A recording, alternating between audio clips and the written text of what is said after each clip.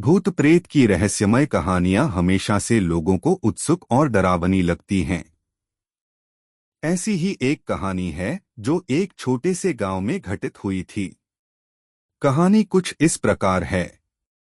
वह गांव एक घने जंगल के पास था और गांव के लोग अक्सर रात के समय घर से बाहर नहीं निकलते थे। लोग कहते थे कि जंगल में एक पुराने हवेली का भूत निवास करता है और जो भी उस हवेली के पास जाता है वह वापस नहीं लौटता। एक रात गांव में एक युवक अर्जुन, जो अपने साहस के लिए प्रसिद्ध था, ने यह तय किया कि वह इस रहस्य को सुलझाएगा। अर्जुन रात को चुपके से हवेली की ओर बढ़ा। हवेली के पास पहुंचते ही एक ठंडी हवा चलने लगी और अजीब-अजीब आवाजें सुनाई देने लगीं।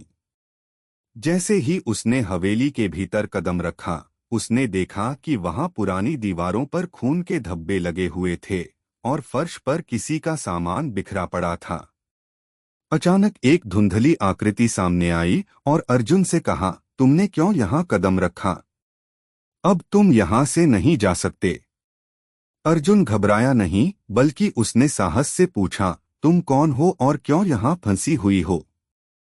आकृति ने अपनी कहानी बताई कि वह एक समय इस हवेली में रहने वाली एक महिला थी जिसका नाम देविका था।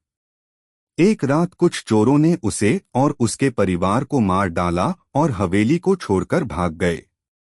उसकी आत्मा इस हवेली में बुरी तरह से फंसी हुई थी और वह अब किसी को भी शांति से जाने नहीं देती थी।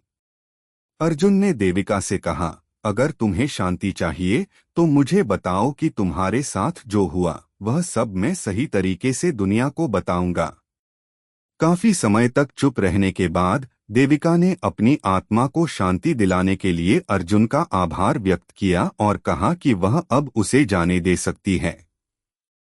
अर्जुन ने हवेली के बारे में सबको बताया और कुछ समय बाद उस जगह को साफ किया गया, जिससे देविका की आत्मा को शांति मिल सकी।